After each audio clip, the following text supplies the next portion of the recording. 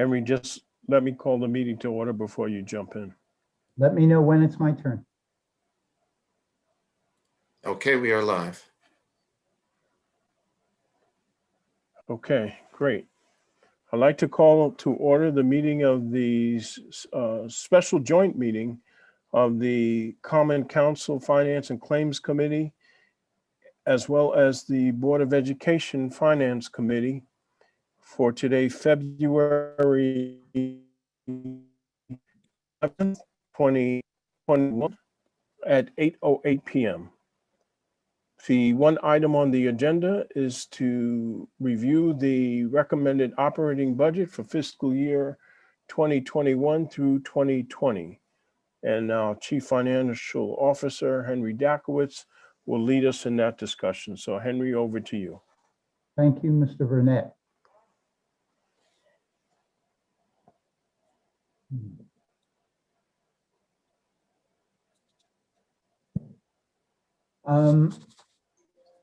This is the what I would attempt to cover: the budget process, economics, recommended operating budget, the Board of Education and Efficiency Study, recommended operating budget by city department, unrestricted unassigned fund balance, tax levy and mill rate, and a brief conclusion. So the budget director sends a pro forma budget to each department. We review the requested budget with meetings with all the departments over a 2-month period. I present this recommended budget on February 8th and this whole week. Finance Committee will have public hearing February 18th. The Common Council sets the budget cap, the ceiling, on February 23rd. The Board of Estimate and Taxation will have meetings with all of the departments March 3rd through March 22nd. They then hold a public hearing March 24th. They forward a tentative budget to the Common Council March 30th. The council sets the final cap no later than April 13th, and then the BET sets the final budget and tax levy on May 3rd. Law of economics, it's about making choices and trade-offs. We have to set priorities because there are many worthwhile investments, but we don't have enough resources for all of them. Law of diminishing returns, as we continue to invest in the same investment, the same amount of input gives us a smaller return. We're always trying to get the best return on our investments with our limited resources. Here is the operating budget. Total Norwalk expenditures have grown from 327 million to a recommended 400 million for fiscal year 2002. On the city side, the numbers have gone from 160.6 million to 188. On the Board of Education side, it's gone from 166 million to a recommended 212 million. The city spends resources in its budget on behalf of the Board of Education. We feel it's appropriate to shift those expenses to show who is getting the benefit of these expenditures. The in-kind services, we are reducing from 10.3 million next year. It's an estimated 13.8 million, and we add it back down here into the Board of Ed side because they get the benefit. The second is the debt service. We on the city side issue the debt for the entire city. There's a good portion of it that's on behalf of the Board of Ed, especially recently with the construction program, school construction. So the debt service has been increasing, 14.4 million for the Board of Ed up to now 15.1, and it would be added back. So when we look at an adjusted amount of expenditures, the city has grown from 135 million to 159 million, an increase of 17.2% over the 7 years, or a compound annual growth rate of 2.3%. The Board of Ed expenditures have grown from 191 million to 241.5 million, an increase of 26.3%, a compound growth rate of 3.4%.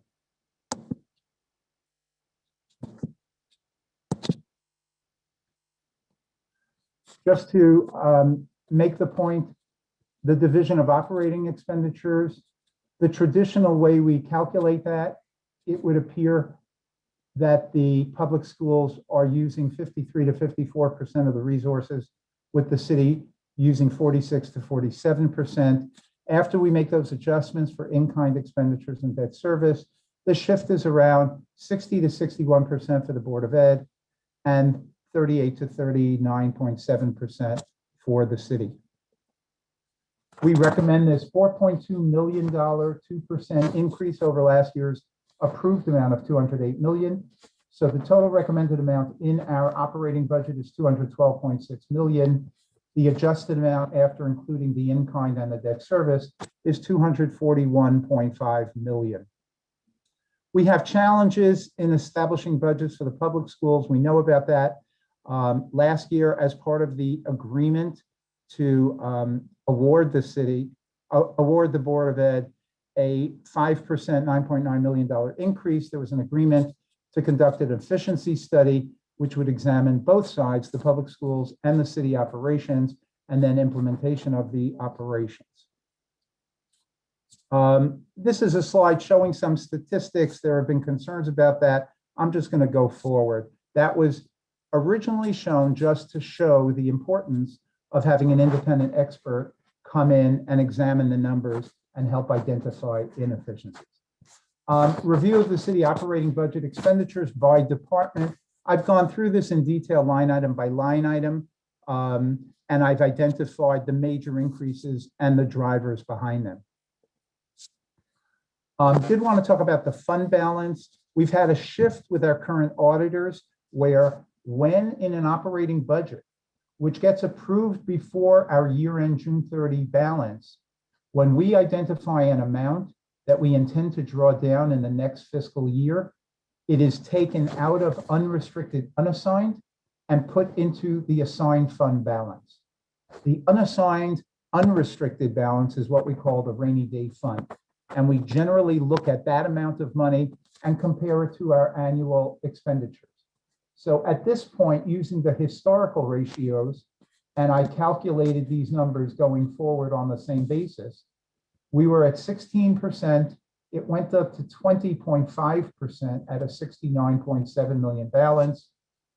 At the end of fiscal year 20, June 30, about 7.5 months ago, we were at 18.2%. With the projection that next year we would be at 15.1%.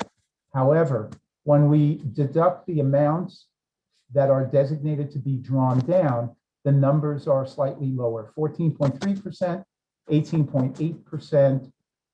This year, the 58.4 million is the amount of unrestricted unassigned fund balance in our certified financial statements in the CAFR. So we are at 16% of operating expenses.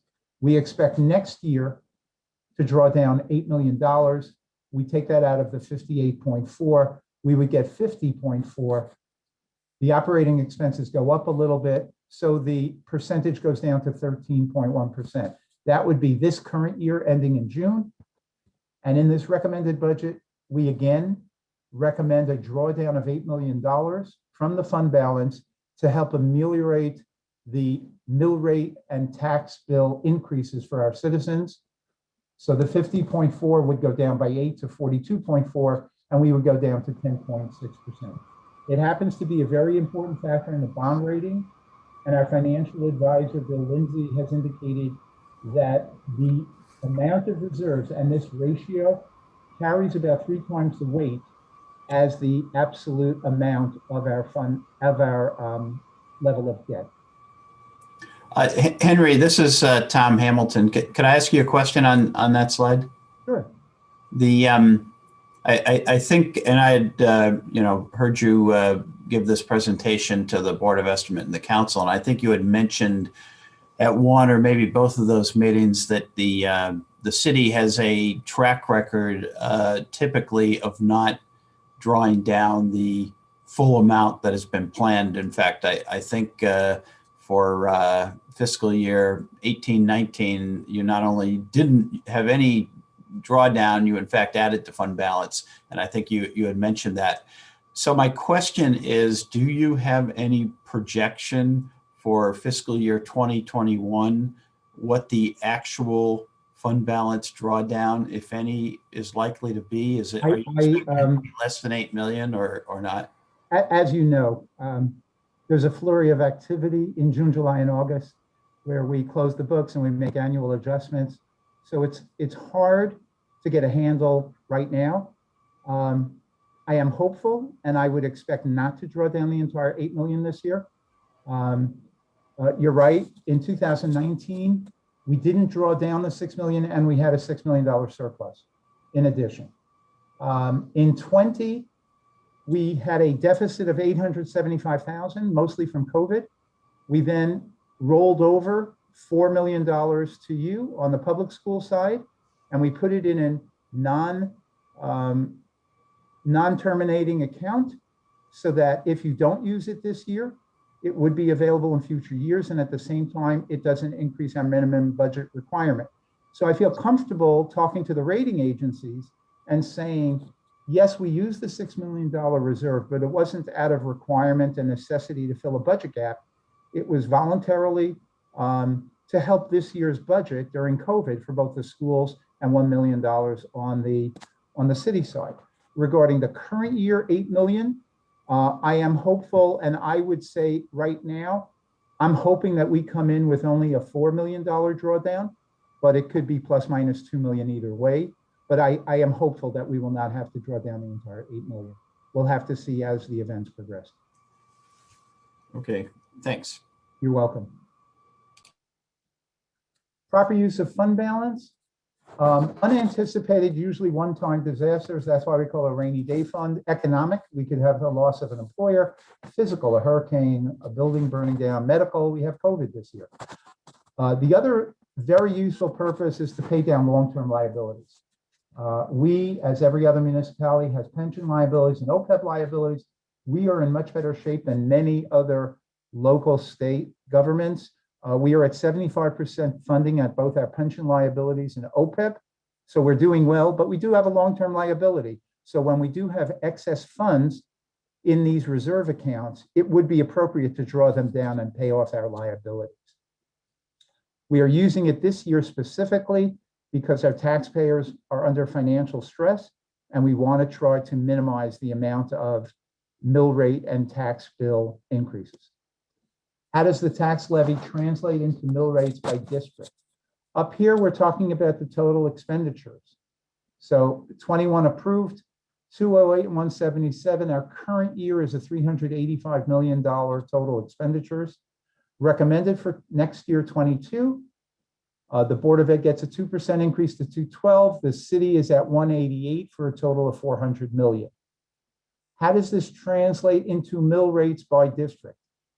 This segment is the current year 2021 anticipated budget. First district downtown Norwalk is 23.96, 23.96 for the second and third, 24.04 for the fourth, 23.61 for the fifth, and 22.25. The differences between districts all depends on what services they get. Some get all the services from the city. Some get their garbage collected by private companies, and we don't provide that, so we don't tax them. Some get street lighting from a private company. So the differences in the mill rates from district to district is based strictly on the services that are given.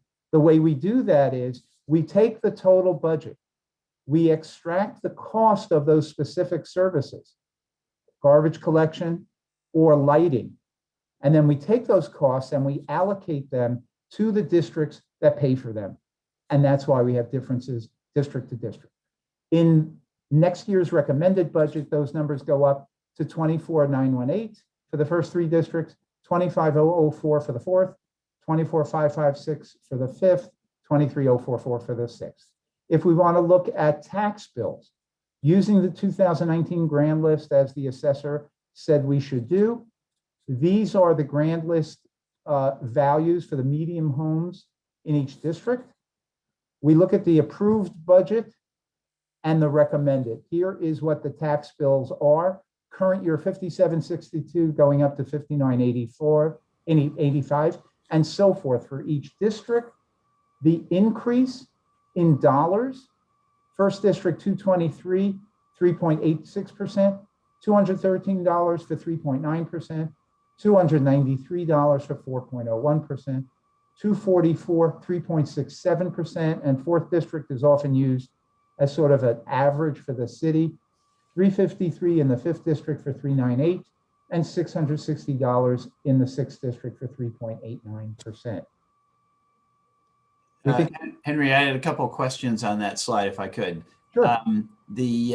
Obviously embedded in these calculations is the grand list, and it sounds like you just, one of my questions was whether or not the tax assessor has finalized the October 2020 grand list, and I think I heard you say he's recommended using the 2019 grand list. So does that mean that he is still working on the October 1, 2020 grand list? Yes, I believe he's finalizing it in a week or two, mid-February. Okay, so is there any projection of any growth in that grand list from 19 to 20? The expectation, and understand, if you recall, last year, we were very fortunate and we had a windfall because the certificate of occupancy for the Sono Mall was not issued by October 1st. And because of that, the abatement did not commence with last year's grand list. So we had a windfall of a higher grand list at almost full value that we did not expect, and we anticipated beginning that abatement last year. So this year, obviously, there's less. However, the compensating factor this year is that we've had an increase in the personal property grand list for all the tenants of the mall. So that helped offset some of the differential. Net, I think we're going to be down, but by a small amount. And that's why he suggested that using these numbers would be appropriate. We don't expect a material change. Okay, and in terms of tax collection rate, can you talk a little bit about tax collection rate? What was in, what did you use for the budget assumption for this year? What are you proposing to use next year? What is your actual collection rate been year to date? And I was able to see the number as of June of last year. I think it was 98.4% if I calculated on the current levy correctly. But what happened was we have budgeted historically 98.6%. Last year after COVID, we still had a little bit of finalization for the budget. And we decided to reduce this year's collection rate to 97.6% on the assumption that with COVID and the uncertainties, we weren't sure about collections. But just before this meeting, in the regular meeting of the Finance Committee, the tax collector for the city, Lisa Biaggiarelli, announced that we are at a 95% collection rate already for fiscal year 2021. So we're doing well.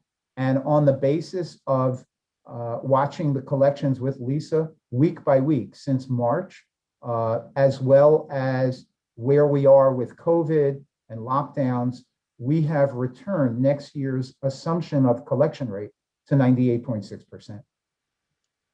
so is that built into these mill rates, or you would intend to build that in later in the budget process? No. What happens is the collection rate, if you think about it, when we have exemptions or a higher collection rate, a lower collection rate, when we assume we're not going to collect all the funds that we bill, then we have to bill a higher rate so that net we cover our expenditures. So increasing our collection rate reduces the number, in business terms, of uncollected tax bills. The lower that number, the more we expect to collect, we can therefore have a lower mill rate and a lower tax bill. Right. So I guess what I'm trying to understand is these mill rates that you're showing here on this slide, do they incorporate what collection rate do they incorporate? 98.6%. 98.6%. Okay. Any other questions? Thanks. Okay, thank you. So in conclusion, we think it's balanced, it's fair, it's a tough year. We have 89,000 taxpayers who are under stress. we have demands for increased expenses, and we're trying to modify with fiscal restraint and make it affordable for all single-family owners. Thank you.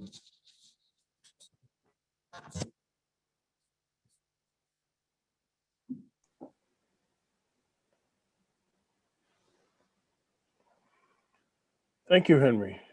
Questions?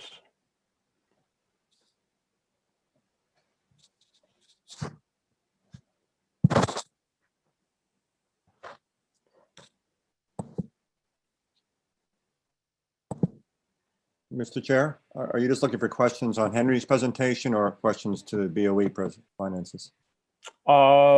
This is an open discussion. It can be either way.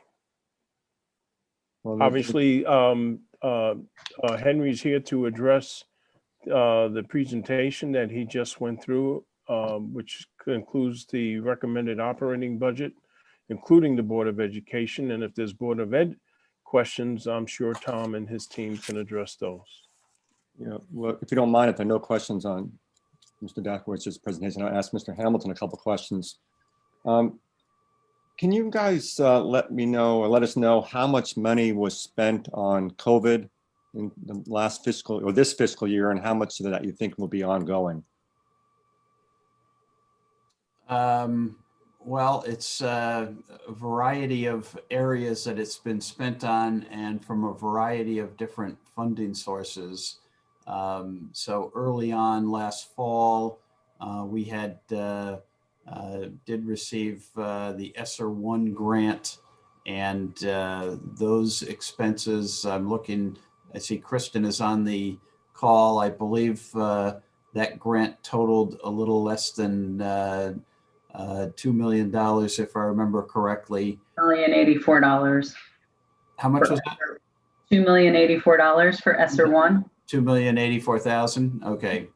And so that money was spent. Now, we just reimbursed the city actually a week ago. I believe it was 700 and something thousand. 744,000 for the Chromebooks that were purchased over the summer. Right. So the city had made a special capital appropriation for Chromebook purchases. And so we were able to include in that grant 744,000 as a reimbursement to the city. So that came back to the city.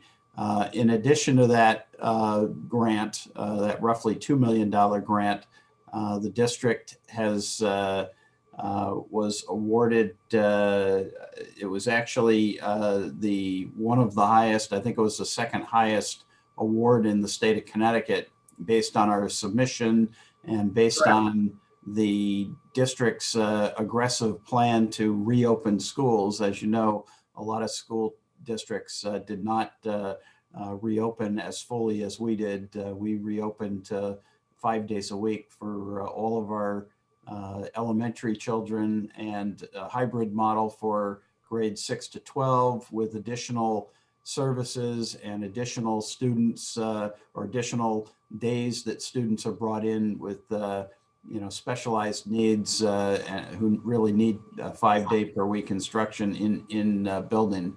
So in any event, we did get an award of about $7 million. Now that money is still being, all the claims are still being submitted to the state, and the final expenditures will be slightly, somewhat below that 7 million, because the original intention or the original understanding when the grant was put together, our application was put together, we believed that funding would be able to be used until June 30th of 2021. And it was really only, rather late in the process, I think in October, that we were advised that the funds only could be used through December 30th.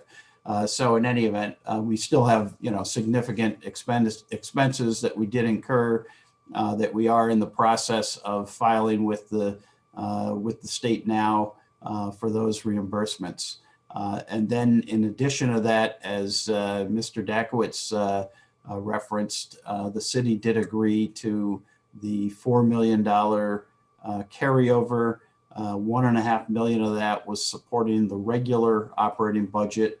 The rest was put into the special, all the funds were put into the special fund, but $1.5 million was to support expenses that were really part of our regular operating budget. The rest of it was earmarked for COVID-related expenses, essentially, that we're incurring between January 1st of this year and June 30th.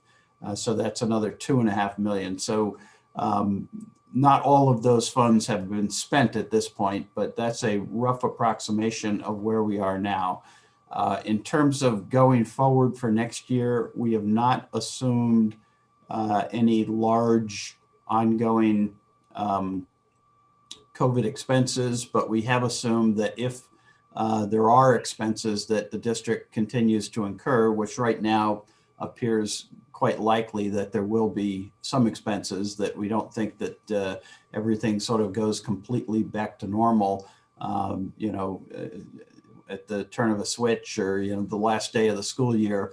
So we do think there are likely going to be a number of expenses, and we certainly know that we are going to be, that we have a great number of students who have really struggled during this period. We're very concerned about catching those students back up and making sure that we're providing them the additional support that they need and the additional instructional support and social and emotional support so that they can catch up and be where they need to be.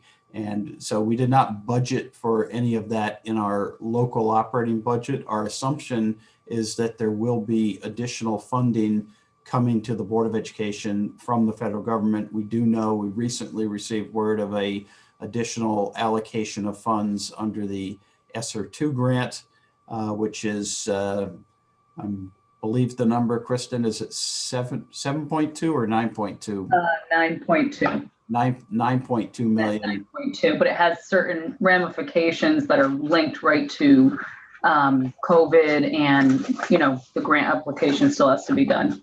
Right. So, Tom, I'm so our sorry. intention essentially is to use those grant funds really to meet those extraordinary expenses going forward that sort of are coming out of COVID. Gotcha. So outside of the grant funds and the special appropriations, did you have to use much of your operating budget for direct COVID costs? By that, I mean like PPE and stuff like that, as opposed to educational? The PPE, we were able to charge primarily to the coronavirus relief fund. So we were able to get that covered through grants by and large. Certainly, there has been some expense that we've incurred along the way in the operating budget that would be, in one fashion or another related to COVID. But the items that we're, the big ticket items that we were able to identify, we first have always sought to charge those to any grant funds first, and only charge them to the local budget if there really is not an alternative. If if the particular type of item that we're purchasing is just not something that is going to be allowed under the grant fund, then we would have to pick it up under the. Yeah, I guess what I'm getting at is, were there these one-time costs that you charged the local budget that you incur this year, but you not incur next year? I would say most of the spending related to COVID, to Tom's point, was incremental and was charged to the grants, or a portion of it's going to be charged to the carryover funding.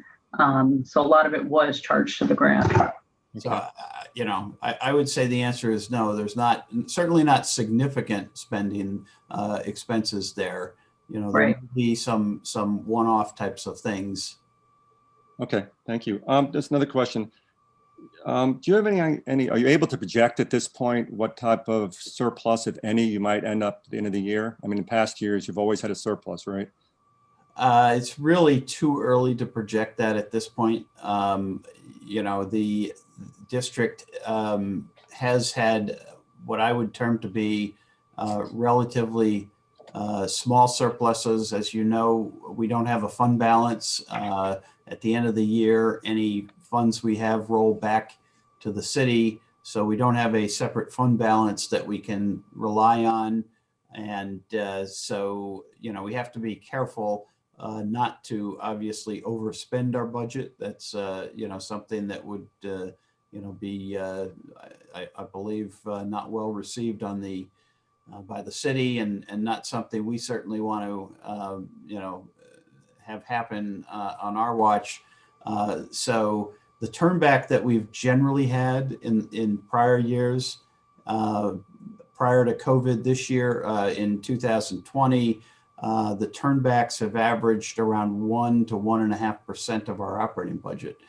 And, I would point out that is actually a significantly smaller budget turnback than the city typically experiences in the city budgets, DPW, police, fire, and, all your other city departments. So, there's not a ability to budget with absolute certainty because of the fact that one, you're putting together a budget 18 months in advance, and there are just a lot of moving parts, a lot of assumptions that have to go into these budgets. And so there's always going to be some level of uncertainty as you put the budget together. I appreciate that. So we're talking about $2 or $3 million there, though. Let me just ask Dr. Estrella one more question, if I could. I don't want to monopolize the time. In your budget book, you talk about the strategic plan and how you anticipate that, I'll quote this, some mission critical structural and programmatic work will need to be funded in 2021-22. I take it that's not in your budget, and if it's not, what are you anticipating there? So it's not in the budget, and part of the work obviously is to work. We've started doing that already. It's looking at where we have certain programs that we can consolidate to open up resources to address some of the strategic plan needs. For the year 21-22, our work is going to be in looking at what the priorities within the strategic plan are, and repurposing funds to meet those needs. We might find that in certain areas we can maybe redesign programs to address the needs within the strategic plan. We don't anticipate coming back to Common Council and asking for a special appropriation, if that's what you mean, in order to meet the needs of the strategic plan. Our goal is to, by July 1st, understand what the 5-year trajectory will be and make some slight modifications in year 1 based on what we learned from the strategic plan, and then continue to map out and plan with the city how we can address the different areas of priority that will be identified through the process. Right. All right. Thank you.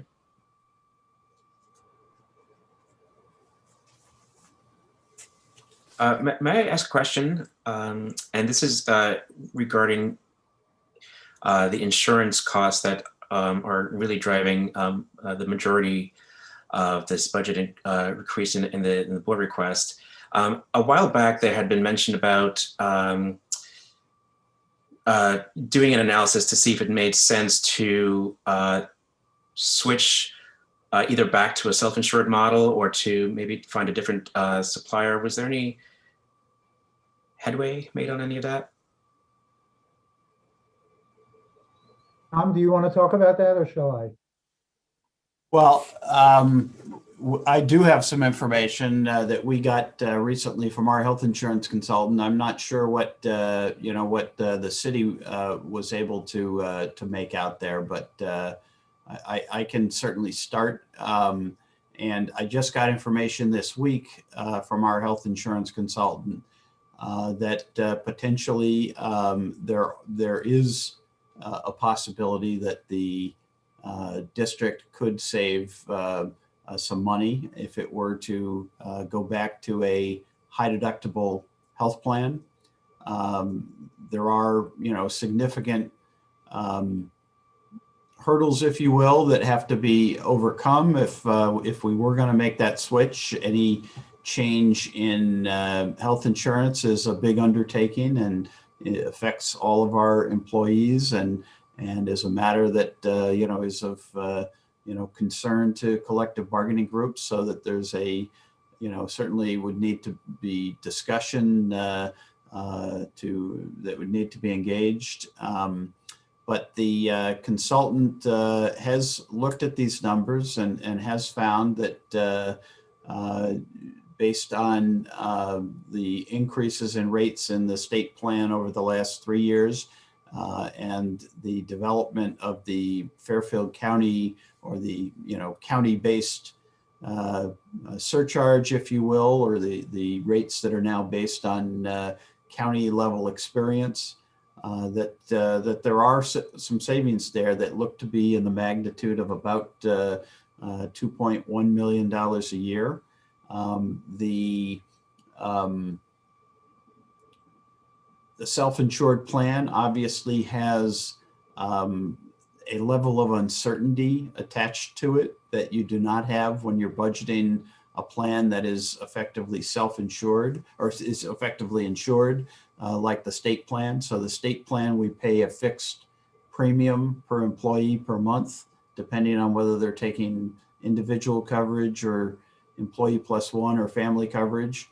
With a self-insured plan, although typically you would put in place stop loss insurance to protect yourself from truly catastrophic claims, you still have just by nature of the fact that it's a self-insured plan, you still have a level of variability that some years you have, good years and some years you have bad years. And so, there is some variability that you have to be willing to accept, and you have to be willing to budget appropriate reserves to protect yourself against, so that you've built up reserves in the good years to cover yourself in the bad years, essentially. So I guess where we're at is we just got this information literally a couple of days ago and are just beginning to engage in some discussions with our health insurance consultant to see if it's something we want to pursue further. I would say, unfortunately, I have not gotten that information. What I got was a letter, and we received it on Tuesday. Now let's go back. Terry DeMatti of Siegel Advisors is the consultant for the city's health insurance plan, and both the city and the Board of Ed schools are on the same plan. Originally, she gave us a forecast of 8% for an increase in health insurance costs. Because it was early in the process, it's because of the timing.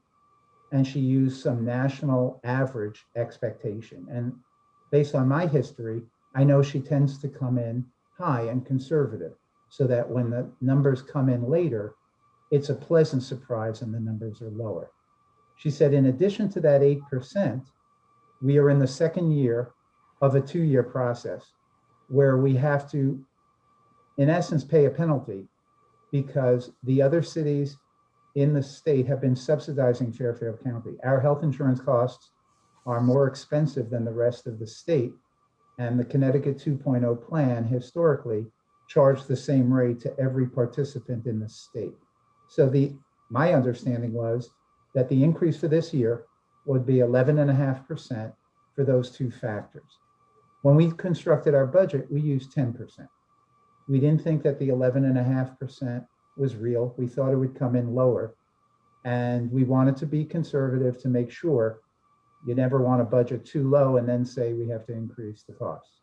On Tuesday, we were informed that the all-in increase for this plan was 4%. I said, what about the regional? She said, it's included in that 4%. There's a small exception for retirees who are not on Medicare, and their increase is 12%. I estimate that's a small percentage of the insured pool. So even if you said that was 5% of the pool, that would be 4.8% for an annual increase. The savings that we have on the city side versus our budgeted number is about $750,000, $800,000. Now, my problem, and I have to talk about this with Tom, is that when I look at your operating budget, Board of Ed recommended for fiscal year 2022, your line item for benefits for health insurance, it was 26.1 million in the current year, 32.5 million your recommended for this year. That's an increase of 6.4 million or 24.7%. So I took the 4.4% and I multiplied it by last year's number. And to me, that's an increase of about 1.2 million. So if the real increase is only 1.2 million and your request was 6.4 million, I see over a $5 million differential. Obviously, I don't know all the components of your calculations, but there's obviously a very big save there that you don't need with that change. Yeah, there is a savings, just sticking with the 2.0 plan and based, and as Henry's correct, they have now come out with projected preliminary rates that are 4% higher for active employees and 12% higher for retirees. But as you recall from the budget meetings that we had earlier, actually, we went over the insurance numbers in some detail. And if you want, I've got those files open on my computer and I can share them if you'd like, although it may take this meeting down a, we're going to get into deep into looking at columns of numbers, but the savings that we will see as a result of these new updated projections on the state 2.0 health plan is it will save the district $2,053,000.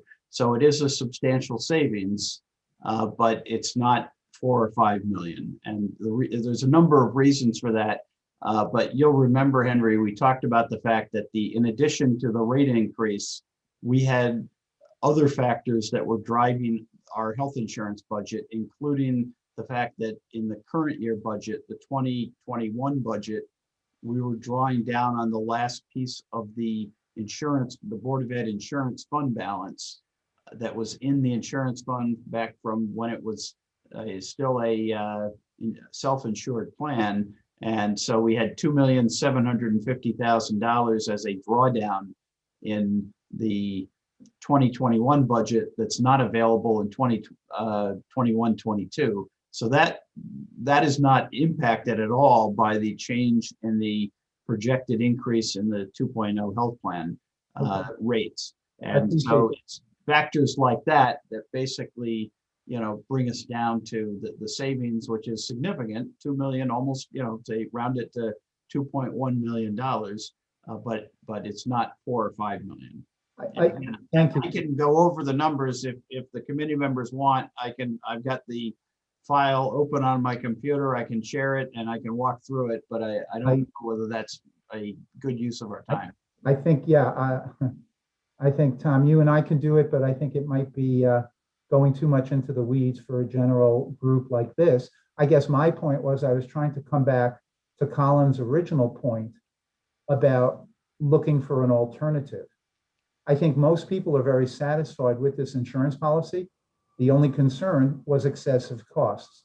When we heard 13% increases, people were concerned, and immediately we wanted to say, what else is out there? Can we do better? Given that the total increase was only 4%, and in the future, we will not have to pay any regional catch-up, it would seem to me that now there's less of a margin or a drive to get a different type of policy. So the policy doesn't seem to be the problem. The question is what's going on and how we fund it. Does that answer your question, Colin? Yeah, thank you, Henry. I think it's very helpful. And just as a quick follow-up, is there a plan to revise the budget recommendation based on the projected $700,000 in differential in insurance costs? Not at this time, no.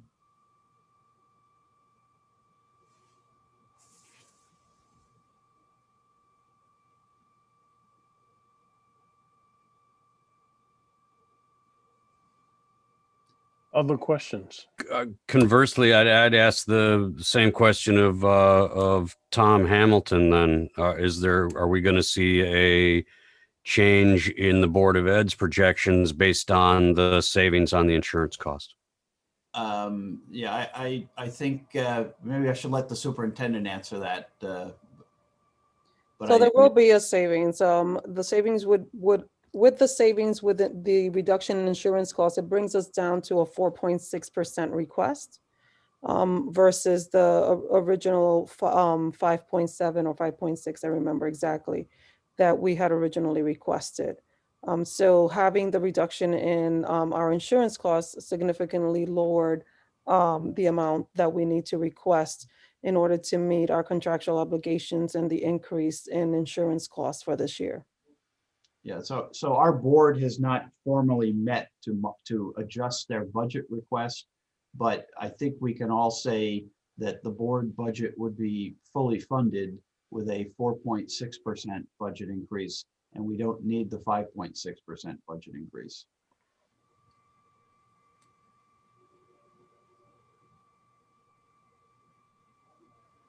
May I ask a question of Henry? Sure.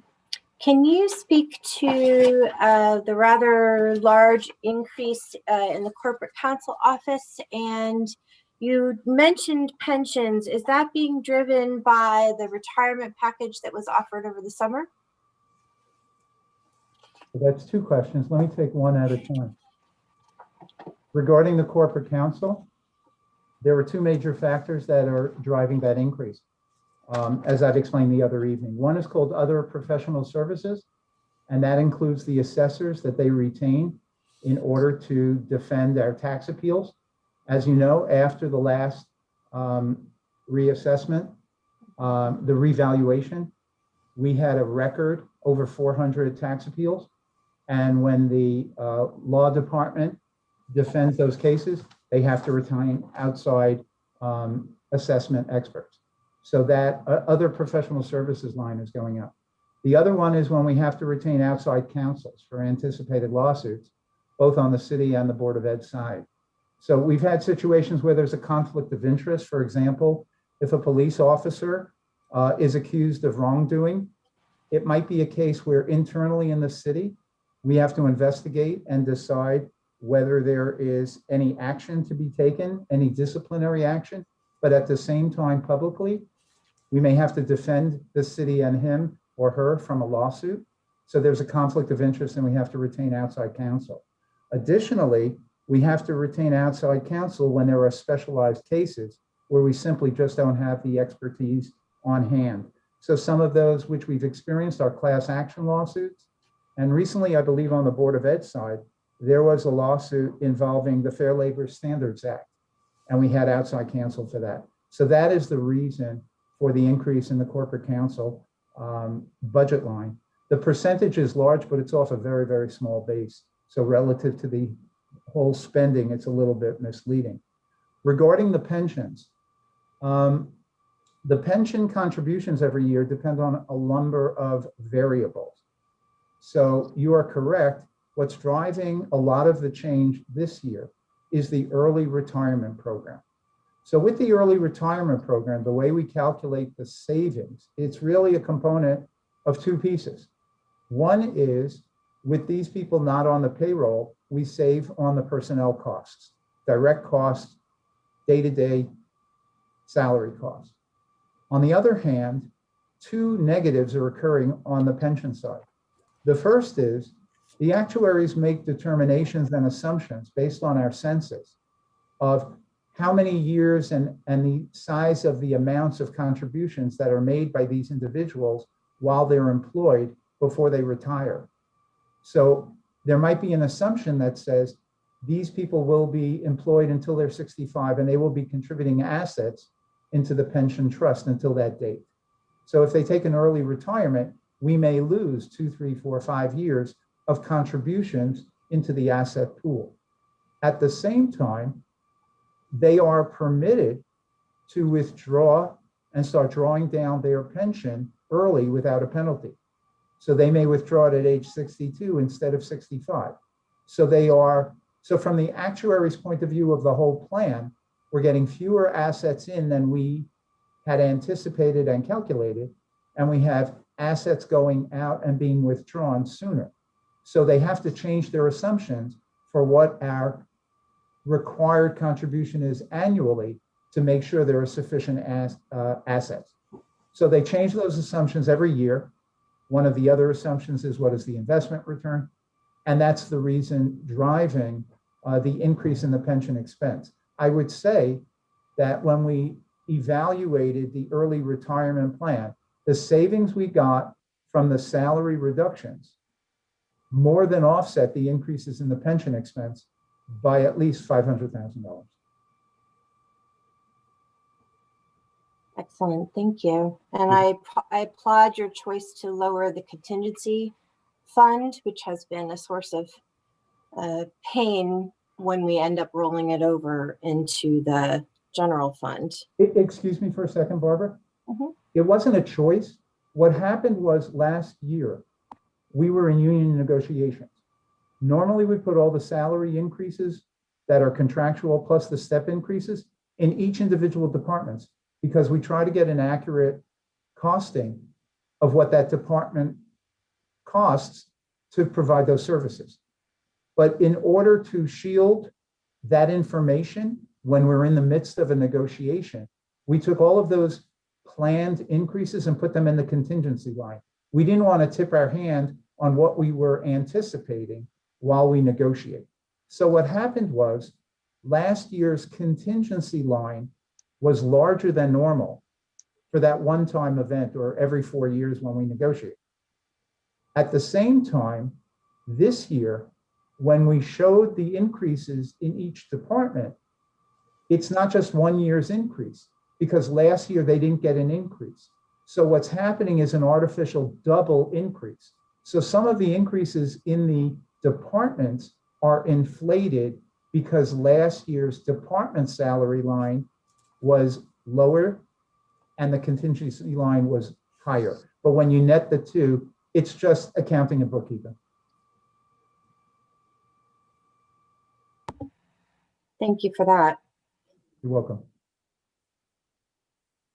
May I add something to the conversation pursuant to the percentage of the municipal budget that is spent on education? I know that this has been a source of discussion for a while, and I wanted to share with my colleagues on the council some of the study that we have done to understand this better in terms of a regional average. So we know from data that municipalities in Connecticut spend somewhere between 50 and 80% of their budget on education. And our near neighbors, Wilton spends 75%, Westport 62, Greenwich 58, Fairfield 58, Darien 73.9, Weston 80%, New Canaan 60%.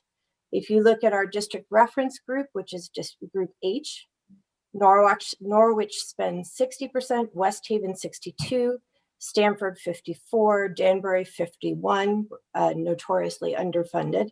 Meriden spends 61%, East Hartford 61%, Ansonia 57%, and Derby 49%. So when we look at the slide that Mr. Dashowitz presented about, I think it was 53 that you are proposing in this budget, we need to understand that in the context of the region and the communities with which we are competing for residents to maintain our housing values.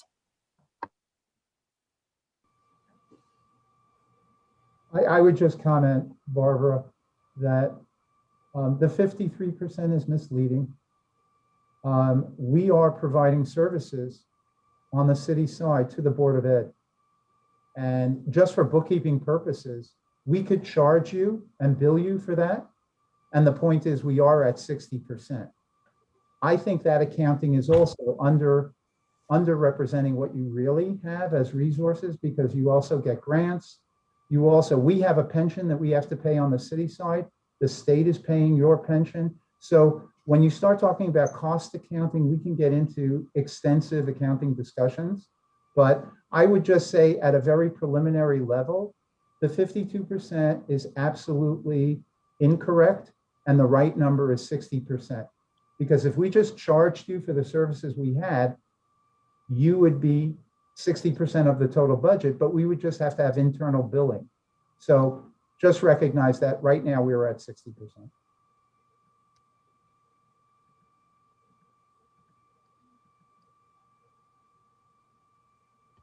The figures that I pulled were from audits from each community.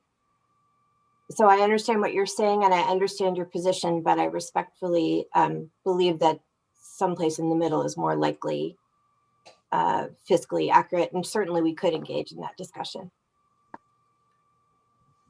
If we can sort of draw out for a little bit, I'm thinking, about the pressures that we're all trying to navigate with regard to funding essential services in our city, including public education. I know we all are trying to do that, and managing the pressures on Norwalk taxpayers, which we're all very much sensitive to.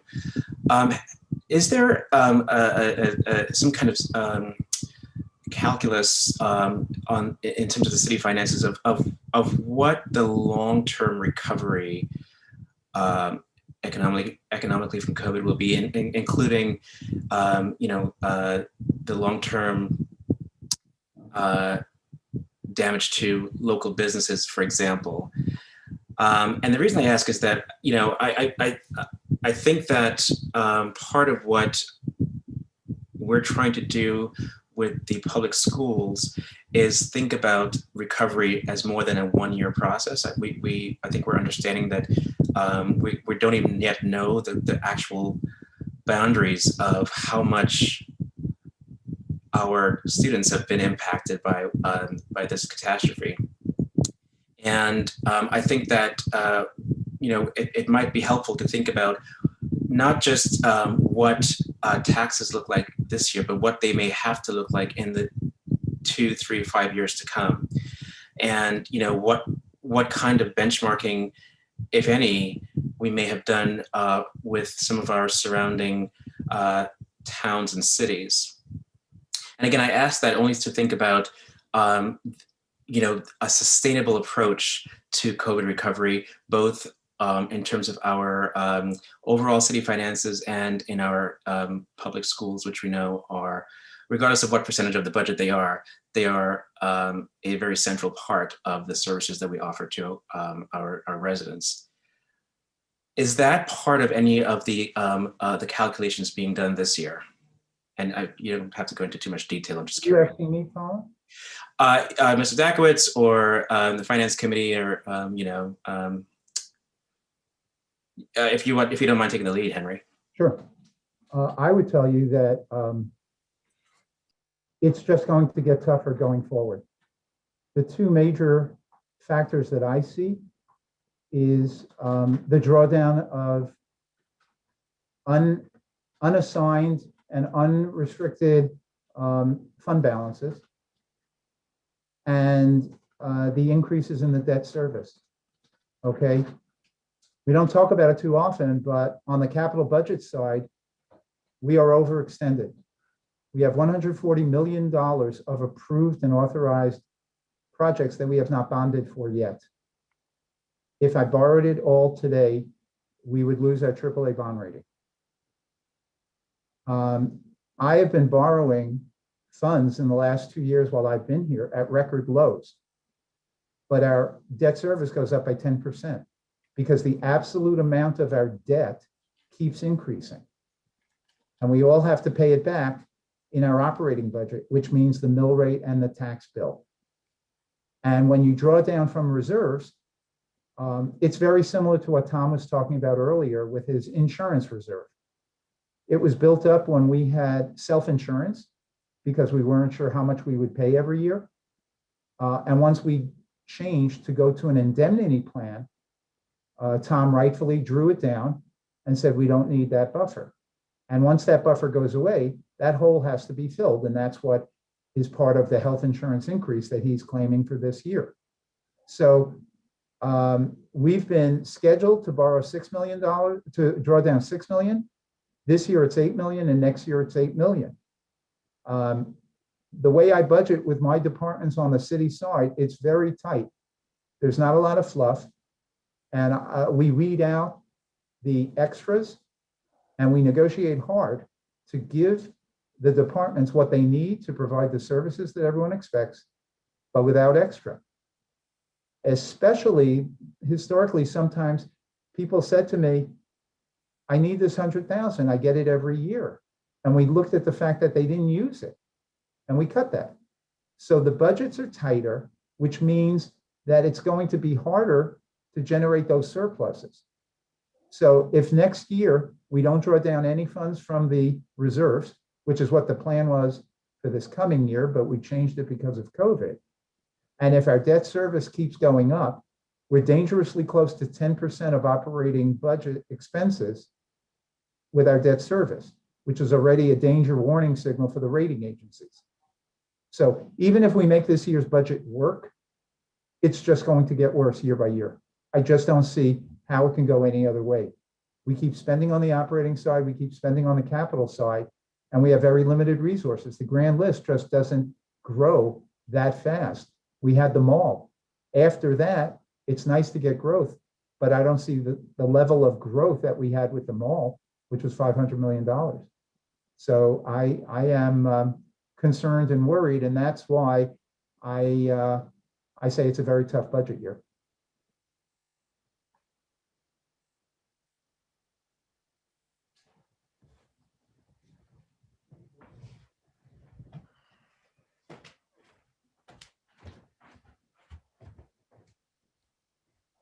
Thank you. I think you touched on the point I was getting at, which is that I think that it's not going to be any easier next year. Yes, thank you. And I should say, just because it probably worth being said, because so much work has gone into it, I do think, particularly this year, Dr. Estrada and her team have put together an operating budget that has not really an ounce of fluff in it too. So.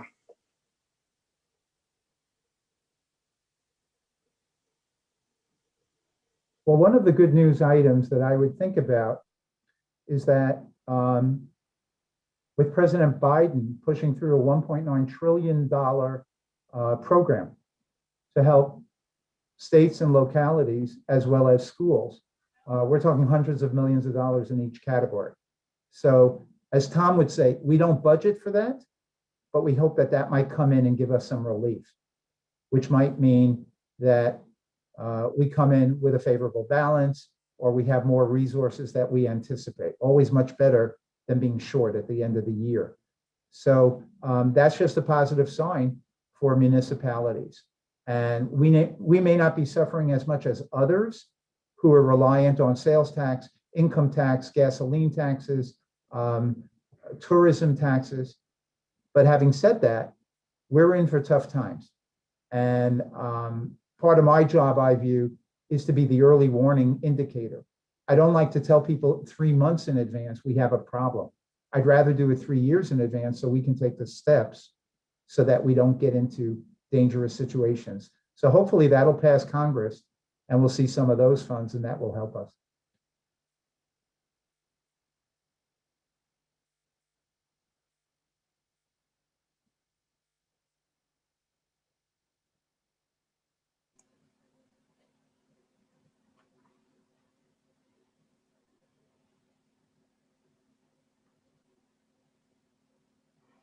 Other questions? I have a question. I know that we've been talking about tough times and things changing and expenses increasing in the next few years. Have you, I know that we have, thought about the increase in enrollment and how we're going to handle all of those children moving forward? Those expenses are going to go up, and do you take into consideration enrollment and statistics when you're looking at your expenses? Diana, are you asking me? Yes? Sure, Henry. Okay. I would say I take each budget request year by year. I don't do multi-year planning for the Board of Education. I focus on our side. The accounting on the school side is complex, and certainly Tom and maybe the finance board of the Board of Ed is much more knowledgeable. I do see beyond the funds that we give you. You get grants, you get other sources of funding, and I don't see those expenditures. I see the expenditures for the $208 million for this year, let's say, So Dr. Estrella said that to try to close the gap of learning loss because of COVID, wanted to hire literacy specialists and math specialists in each of the schools to help the children. And she said, some of them will be paid out of grant funds, and some we're asking the city to pay out of our regular budget. I am not knowledgeable at all about how those decisions get made. When do certain requests go through the funds, the grant funds? When do they come through us? So that's a bit of a mystery. So I leave that to your experts. All I do is look at our city and what our expectations are, our annual costs. We have put a lot of contracts out to bid to get better service and better quality and to get lower, more competitive prices. We went through an exhaustive evaluation of all of our human resources. On both sides of the shop, people are the vast majority of our expenses, probably 75%. So given the fact that we had this early retirement incentive, the Director of Human Resources, the Mayor's Chief of Staff, and I met as a team and reported to the Mayor. And we reviewed every retiree position, every vacancy. And we asked the tough questions of every single department head. It was like budgeting. Every single department head came in and we pushed them hard. Do you need to replace this person? If 3 people are leaving, can you get by with replacing 2 of them? Can you replace them earlier in their career at a lower salary, at a lower step level? And that's how we got the savings that we did. These were not easy decisions. So we examine all of our costs on a regular basis. And at the same time, we have to be flexible, whether it's a snowstorm that comes or COVID expenses. So that's all we're trying to do. We've done it on our side. I understand you're doing it on your side. It's just the reality is it either has to be paid in taxes or other revenues. And I just don't see where those other revenues are coming from now that the mall is built. Yes, there's some development. Economic development is doing a terrific job trying to attract residents, businesses, jobs. But I just don't see the growth on the revenue side that's going to counteract the natural growth that I see on the expenditure side. I think I need to make a point of clarification and one of the things that you said, Henry, in terms of the need for the specialists in order to address learning loss as a result of COVID and where the funding is coming from, because I think we clearly articulated the fact that we were reducing certain programs to be able to build others. And we wound up reducing the $2.55 million allocation for magnet funding to 1 million and took the 1.55 million to support the learning, the specialists that we need in mathematics and in literacy. So I think we clearly articulated how we were reappropriating funds to address the current needs that we are having as a result of COVID and the challenges that it's presented for our students in this pandemic.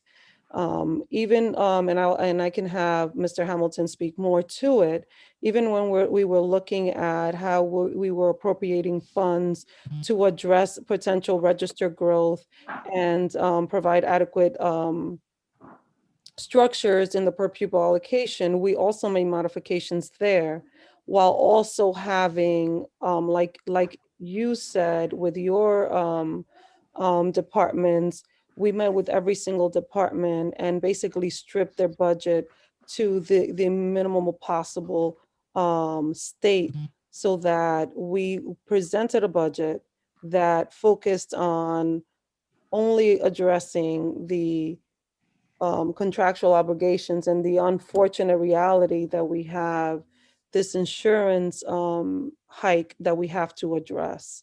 But I don't know if Mr. Hamilton, if you want to speak more to some of the processes that we took to ensure that our budget was based on the needs and not exceeding anything else. Yeah, I can add a couple of points here. One, obviously, we also meet with all of our department heads and go over their budgets line by line, item by item. And in fact, we shared a bunch of information with our finance committee last night in the context of talking about the increase in staffing over the last 2 years, and pointed out at the Board of Ed, pointed out that the areas where the board has increased staffing in the last 2 years has been directly tied to areas where we've seen really drastic reductions in expenses. So for instance, in the special education department, 3 or 4 years ago, we were spending over $7 million a year on contracted services, special education services. And the number in next year's budget is under 1.5 million. So we have made, very substantial reductions in contracted services. And that in fact is the reason why there's been an increase in staffing. Likewise, in the area of out-of-district tuition, 5 years ago, we had 137 students who were placed out of district at private schools. And these private school placements can be and really almost all are extraordinarily expensive. They range from anywhere from about $75,000 a year to over $300,000 a year per student. And so to bring that number down from 137 students to, I think the number was 67 students. Roughly 63. 63, thank you, Yvette. We've cut the number of outplaced students in half. And so we've also seen a sizable reduction in our out-of-district tuition expense. So I think it was important to make that point. In terms of the math specialists and literacy specialists, the other point I'd make is that although those positions are needed to help, are needed especially because of COVID and to put in place better supports to help our students, the fact of the matter is those are positions that should have existed all along. And so as the superintendent indicated, we reprogrammed and reduced other areas of our budget, specifically the magnet school supplement portion of the budget from $2.5 million down to $1 million in order to pay for those specialists. And they're really needed COVID or with COVID or without COVID in order to make sure that we're providing our students who are struggling with the services they need in order to reach their potential. So I don't know if there's anything else, Dr. Estrella, you wanted me to touch on there, but. Yeah, I just want to add that schools are complex. We have policies that are governed by the state, by the federal government. When we think about special education services, services for multilingual learners, and mandates around graduation, in many cases, we are hit with unfunded mandates that we have to abide by because they're governed by state and federal policy. And that situation, coupled with the complexity of working with people, because when we think about the budget, one of the things that we sometimes tend to forget is that we're talking about human beings when we talk about the students and families that we're serving in our schools. And they don't come in a cookie cutter fashion. Everybody is very different. Everybody's very unique. I think that's what makes schools very special. And when we think about funding schools, it doesn't become an exact formula because it's based on differentiated needs and services. So as we think about the structures within our system and the things that we need, and the piece that I think Henry said, the mystery, it's not a mystery. It is a complex, well thought out process that allows us to effectively service children. I know like there was a comment about, supporting our local businesses. Our schools support local businesses because a lot of the services that we provide, a lot of the resources that we need to provide the tools and supplies that our students need come from our local businesses. So everything is very interconnected. But most importantly, as we think about how we engage in the process of what is needed for our schools, I want to make sure that we preface and put at the forefront that we're in the business of people, we're in the business of children and families. And when we think about budgetary structures, it is very complicated for a reason. Human beings are complicated. And we are governed by so many structures, policies, and systems that allow us to do what's best for children. And at the end of the day, the better our schools are, the better our city will be, and the better our children will be. I mean, the better educated our children are, the better the future for Norwalk and the country at large. And I think that I need to preface that because we can't forget that as we're thinking about how we take into account keeping taxpayers' funds in mind and making sure that we're making the best decisions, that we don't lose sight of the importance of educating our students and making sure that the resources are fit to do that effectively. Dr. Estrella, with all due respect, we're not running a manufacturing company here. On the city side, we're in a service business also. I'm glad to hear that. 9,000 residents of the city. We serve their whole families. We provide 35 different services. We have staff, and our staff, that's very important to provide those services.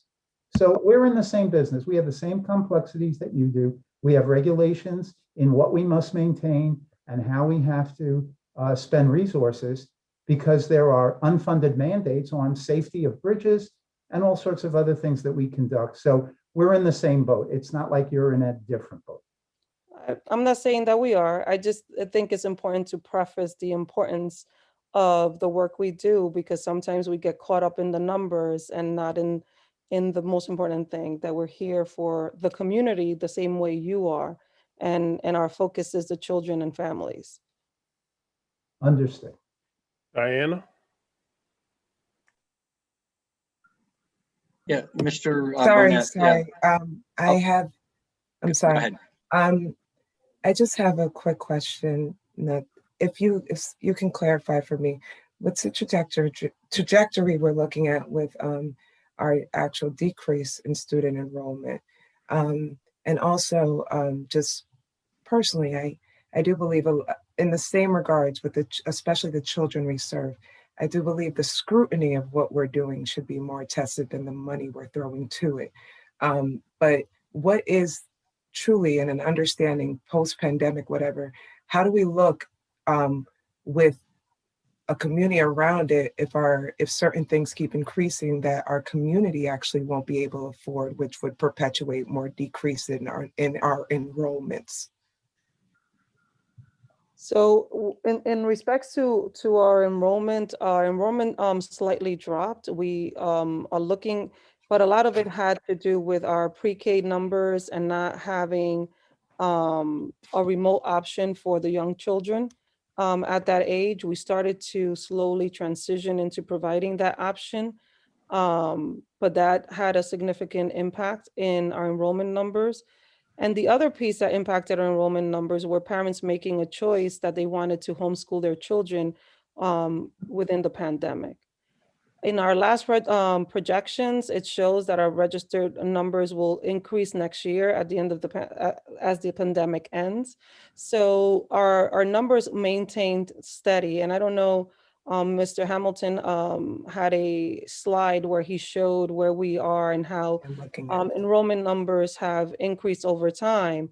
Right now, we had the slight dip, but it's mainly because our parents had some parents have made the choice to homeschool their children during this time. And a lot of the numbers also associated with our pre-K program and the fact that we didn't have a remote option for pre-K students. And some parents didn't want to take advantage of the 5 days a week program that we had available. But But I think that's a temporary state that is correlated with the current situation of the pandemic. The experts that we have been working with and looking at enrollment numbers continue to see a steady incline in enrollment through within the next past few years. Incline? Increase. Increase. Right. Okay. Just because why I even asked is because quite even before the pandemic, being remote was an option that I actually wanted myself. I know people, other people having home enrollment, wanting prior to seeing it now being offered may in 2022, 23, or 24 may want to continue that. That's what I mean by, and I see what you're saying, I hear what you're saying, but the option has been open to, and also why I say what we're doing and the rigor should probably be looked at more so than the money we're throwing to it. Because if we now have these options and it can cause some type of change, I'm not saying it will, but if it can possibly cause a decrease, how do we deal with that? Because all of this will look different too if we go we do one thing this year and then we're hoping to see an increase, but we're not. We're actually seeing something double different. I'm not saying it will, just if a possibility, if that's the way we're going, if a possibility. I'm hoping we're back in the buildings. I'm hoping everything is fine and we're back in. Just flip side. If a decline continues and or our community leaves because of the inability to afford. What say you then? So the trends that we have gotten from our experts speak differently than what you're articulating. We actually see a continuous incline over time. Okay. In terms of rigor, we're not asking for additional funding to bring in additional programs. What we're asking in terms of funding is to maintain the contractual obligations we currently have and to address the insurance costs. In terms of rigor and programming, one of the things that we're honing in and focusing on is re-examining our programs through this new strategic plan to ensure that we have rigorous and effective instruction in the classroom, particularly in looking at SRBI to ensure that we reduce the number of students being referred into different programs because we are providing a strong tier 1 instructional model within the system. So I firmly believe in that. So when we're making the current ask, it's not about increasing and adding additional programs. It's being able to sustain what we have and be able to modify programming based on what we are learning from our studies within the strategic plan. Yes, I appreciate you for answering. Thank you. And I think more so the modification I'm going towards, not adding or remote more modification. But yes, thank you very much. We're focused on that. Yeah. And thank you for answering. I believe Mayor Reeling, you wanted to make had a question or a statement? No, thank you, Mr. Burnett. No, earlier this evening, I had a conversation with Dr. Estrella. It's obvious that there's a lot of information that's being passed back and forth, and perhaps this is a good exercise right now. But Mr. Dakowitz will have some questions over the next couple of weeks. Mr. Hamilton may have some questions, and we agreed that perhaps they should meet on a more regular basis and ask the questions they need to ask and get the information they need to have, because like I said, there's a lot of mystique on both sides. The Board of Education has a lot of layers to it. There's a lot of things going on in the Board of Education in the Norwalk Public Schools that we may not totally understand. And on the flip side of that, there's a lot of things going on in the city. I know Mr. Hamilton has been here before, so he understands a lot of it. But there's a lot of information that we have to share back and forth. And this process of the budget development should start as early as it possibly can, with Mr. Dakowitz and Mr. Hamilton sitting down and having the conversations that need to be had. So I did have that conversation with Dr. Estrella earlier. She thought it was a good idea, and we're going to start working towards that so we can have more open and transparent conversations. And like I said to the mayor, I think the two finance officers can immerse in that dialogue on a continuous basis. They don't even need to include us because I meet regularly with Mr. Hamilton. I'm pretty sure the mayor does the same with Mr. Dakowitz. So the more dialogue, the more conversations and the more transparency there is around the work, I think the less misunderstanding and misconceptions develop as a result of not having enough information to make informed conclusions of things. I think we all have true understanding of that we have a fiduciary relationship or responsibility for the city. We also have a responsibility to make sure that we educate our children.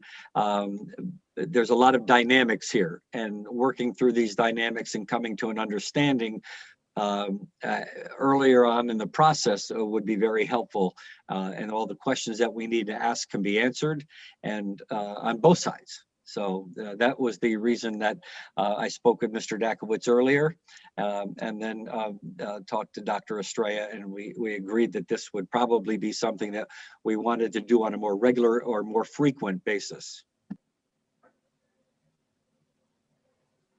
Barbara, you got a comment or question? Did. I also agree with the mayor entirely, and I'm so glad these conversations are starting to happen because there are so many subtleties around education, just like there's so many subtleties around government and running a city. And I think that there is a lack of understanding on both parts. So that's excellent. I wanted to just dig a little further with the reading and math specialists. Because this was something that came to light last year, I think, for the council when the parents were talking to us, and we discovered that at Fox Run, in particular, they didn't have a reading specialist, which was downright shocking to me that an elementary school did not have a reading specialist. And so, I guess what I'm wondering is has Fox Run been alone in that? Like, how many of the schools currently do not have a reading specialist or a math specialist? You know, because you've got 28, 29 in the budget. You know, how many of the schools actually don't have a reading specialist? I mean, I believe that they're needed K through 12.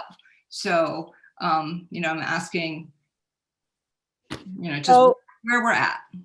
So what we did, Barbara, there were some schools that had reading specialists, and we kind of like pulled those FTEs into the cohort and then identified all the schools that didn't. We had a significant number of schools that did not have reading specialists. And I think Kristen might be better able to answer in terms of the specific numbers of the ones that we currently have and the ones that we're adding. Yeah, so Kristen may or may not be able to. I don't know if we have the exact numbers, but basically there were quite a few schools, the elementary schools and the middle schools, that did not have reading specialist or math specialist. It tended to be the magnet schools that had additional magnet funding were able to, that would be a typical kind of position that they might add as part of their magnet program. But if they were not a magnet school, and if they were not a Title I school, and therefore didn't have access to Title I funding, it's most likely they didn't have a reading specialist or math specialist.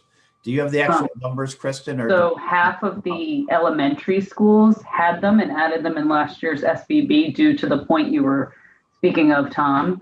And 3 of the middle schools did not have them. There was only 1 middle school that did have that in their SBB. That was recently added in 2021, and none of the high schools, to my knowledge, have that. Right. So what is in and next that's not even go ahead, Dr. Estrella. And that's just on the reading specialist side, which is a fundamental component that every school should have in order to do effective SRBI. So on the math specialists too, most of the schools did not have that. There was only 3 schools who had a math specialist in elementary. And then when you look at our state accountability data, we're in mathematics, we're doing, I mean, we're doing worse in mathematics than we are in literacy, yet we don't have the interventionists to provide the services to support students that might be falling behind in mathematics. And coupled with that, a standard thing that most schools have are literacy and math coaches, besides the specialists. Most of our schools don't even have coaches to support literacy and mathematics development. So at a fundamental level, we're trying just to bring in the specialists that will help us address some of the learning loss, but also students that might be exhibiting the need for additional help, even besides COVID. This is like a standard thing that is standard practice across many schools that we don't have in most of our schools. And it's needed. And that's why we made the decision to pull money from one area, like the magnet funding, to be able to bring this resource in so that we created an equitable playing field for all of our schools to have the ability to engage in SRBI practices by having these specialists in their schools. Thank you. That's pretty shocking information to me that half of our schools or more don't have these specialists, because I know it's a standard in most every school. So I'm sorry to hear that. And when you look at how to calculate the number of reading specialists within a building, is based on the bottom third.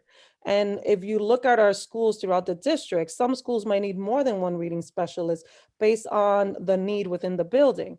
So at a fundamental level, we're meeting the bare minimum requirement. Some of our schools might need more, but unfortunately, we don't have the resources right now to afford that. So, you know, and this is the complexity of the work that sometimes doesn't come out in the numbers. And I just want the council to know that we're making every concerted effort to make informed choices that, one, are good for children, but also keeping in mind the budgetary demands that these elements create. So it's not like we're creating a new requirement or a new ask. We're actually taking resources from one place and reassigning them to others where we feel the need is greatest.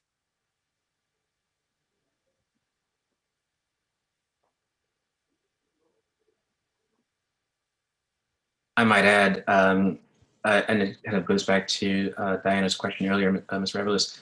You know, I think that when we look at the enrollment numbers, we have to think about not just total numbers, but the specific makeup of the student body. And if there are students with special needs that may, you know, require more resources, that has to factor in. And you know, I say that hedgingly because when I say some students require more resources, I mean that if we don't resource those particular students, then all our students suffer, right? Because our resources get stretched more thin. You know, if we don't have, for example, if we suffer on an SRBI, that may cost us more money in special education in the long run. So I think, you know, those are some of the where it goes beyond just, you know, here's the number of students, here's the number of teachers, right? We have to think about the way that we actually resource instruction. David Hooverman. Yeah, thank you, Chairman Burnett. I kind of want to echo a little bit of what the mayor said and what Councilperson Smith said. These dialogues are important, and I think that having a dialogue that's ongoing on the high level between Mr. Hamilton and Mr. Dakowitz is important. But I also think that these dialogues need to extend down to this group that's here right now, these two finance committees. I think that we need to have regular conversations so that we understand the nuances that are happening on both sides of this. You understand the nuances that the city deals with, and we understand better the nuances that the Board of Ed deals with. The truth of the matter is in our charter, the Board of Ed is a department of the city of Norwalk. We're all in this together, and we are serving our employees, we are serving our citizens, we are serving our children, we are serving everyone. That's the ultimate fundamental of what we're doing. And with that, we're talking about things right now where we also have a great deal of unknowns looking forward. We don't know what September and back to school is going to look like this year. We don't know where the city is going to fall with COVID relief, and when it is over, when we don't have that relief, that safety net, this ultimate $1.9 trillion deal that Washington is trying to put together, what happens then? We have citizens right now that are in arrears on rent, that are struggling. We have landlords that are struggling. We have people struggling in their homes. We have food insecurity. We have a great many factors that we need to be thinking about moving forward. So I think that there's a reticence about spending any significant amount of money right now. And that's the concern that we have, because the safety net for the city are the citizens that pay the taxes. And we have to be very careful as we move forward with this. And I would just say, just to double back, all of this is extremely important and true.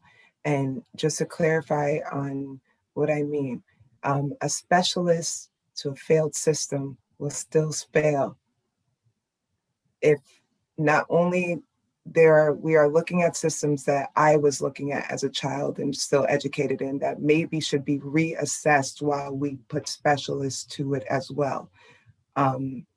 That's one of the things I just want us to really look at, because there are people struggling. We do have situations that these kids need help in. And sometimes the need is there, but cause and effect, we have to truly look at our causes that are happening for these effects, right? Not just the effect, but what's the cause? We can't overlook that, especially in these times and days, and hopefully we can, come out of it better.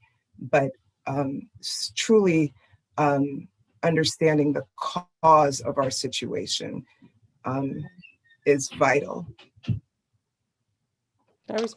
Barbara Meyer Mitchell, you had a comment? Thanks. Yeah, I wanted to kind of tag on to what David shared, Councilman Huvelman, because, I entered this budget cycle anticipating that it would be difficult given the current circumstances in the economy. And I think that all the board is asking is that we have shared pain if we're going to have pain. So the thing that jarred me when I saw the recommendation was the dichotomy of a 2% increase for the board, while there was a 6.1% increase for the city. And when you look at Mr. Dakowitz's presentation, and he draws out data from 7 years, those are the 7 years that we have had the great good fortune to be governed by Mayor Rilling, who has helped us to recover from a decade at least of being underfunded in our schools. And so I think if you look a little further back than the 7 years and you average there, you may have different numbers on that last column. I think that we learned from the cuts that were made in the last Great Recession that it costs a great deal when you cut people who have specific training and relationships that took time to build. In the last drastic cuts, we lost librarians, we lost aides who had been specially trained in literacy, we lost our curriculum and instruction directors who had special leadership training, particular to what we were trying to achieve in the district. So we need to be thoughtful about not losing talent. And I understand it's a difficult year, and if it needs to be done, we should do what needs to be done. But we should do it together, and we should do it equitably.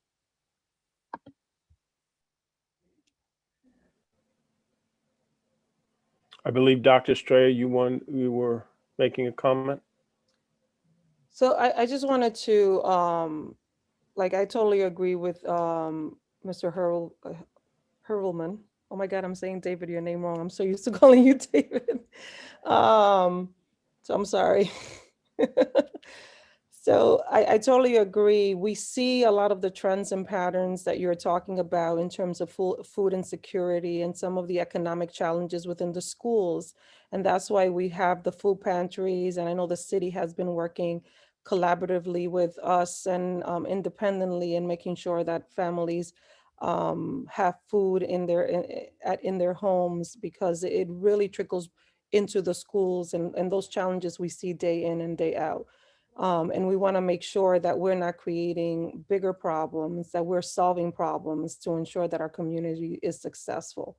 And when we think about cause and effect, as earlier articulated, that's why we're in the process of conducting different studies to look at efficiency, to look at the processes that have worked and the processes that need to continue to be modified and addressed. That's why we engage in the equity project, and we are looking at disproportionality and looking at how our system has served different communities of learners and what we need to do to most effectively support our students. But I think, as Barbara articulated, we have to make sure that we don't lose the talent and the effort that has already taken place, because we don't have the resources to maintain what we have. And in this budget ask, we're not asking for more in quotation, because we're asking just to maintain what we have. And we're working with what we have to make modifications to ensure that we meet the needs of our students in the midst of everything that's going on that is obviously not what we want to. We don't want to be in the middle of this, but we are, and we're making the best of it. But in order to make the best of it, we need to maintain the resources we have to continue to move forward. And I agree with the concept of having continuous meetings. When I came into the district, I was looking forward to ongoing conversations so that when we get to this point, we are clear about the needs, the challenges, and the things that we can and cannot do as a result of the realities that we're living. And I know the chairman of the Common Council, we've had conversations and we've tried to maintain that ongoing dialogue. But I think we need more. And I think the group that's here now, it would be great if we could, even at a quarterly basis, have conversations throughout the year about where we are and some of the challenges and some of the successes that we're having along the way, so that by the time we get to this point, there's clarity in terms of the process and the work that we need to move the work forward. Great, thank you. We are approaching the 2-hour mark of this meeting, so we're going to begin to wrap it up. Mayor Rilling, did you want to have any additional comments before we close? Yeah, no, thank you, Mr. Burnett. And again, thank you for hosting this meeting. My thought, we all have an awesome responsibility. We have an awesome responsibility to the people that elected us. We have an awesome responsibility to the people that appointed us and to the families of the people that we serve. And, sometimes it's very difficult when somebody asks questions, but we have to ask questions in order to get the answers we're seeking. So asking questions is absolutely critical to making sure that we all understand where we are and where we're going. So these meetings can be very helpful. The questions need to be asked and the questions need to be answered, so we can have comfort when we move forward and we know that we're doing the right thing. So again, I agree with Dr. Estrella. This is the first of what I hope to be a lot of meetings that we can continue to have this dialogue. And when the questions are asked, the questions are answered. And this way we'll have a true and more complete understanding of both sides. As I said, there's a lot of sides on the Board of Education, a lot of layers on a city. We both have obligations, and we both are very passionate about meeting those obligations. So again, thank you, Mr. Burnett, and thank you everybody for being here. Great, thank you, Mr. Mayor. If I may, just before we go, I just want to Yes, say Colin. that I think one of the biggest takeaways for me from tonight is that this is a great conversation that we we should be having more of. And I'm pretty sure Mr. Burnett will join me in, and trying to schedule another one of these joint meetings, as Dr. Estrella said, at least once a quarter. I think we'll all be better for it. I agree with Mayor Reeling that there are so many sides to looking at this, but I also think we all agree that we're all on the same side, and we're trying to get there together. So Great, thank you. And absolutely, I totally agree with you. So with that, we'll call the meeting adjourned. If you have any additional questions, you can send them directly to Mr. Dakwitz or Mr. Hamilton as it relates to the budget items. And with that, we'll close the meeting at this point. Thank you. Enjoy what's left of the evening. Take care. Thanks all. Everyone. Night, everyone. Good night. Bye. Good night. Thank you.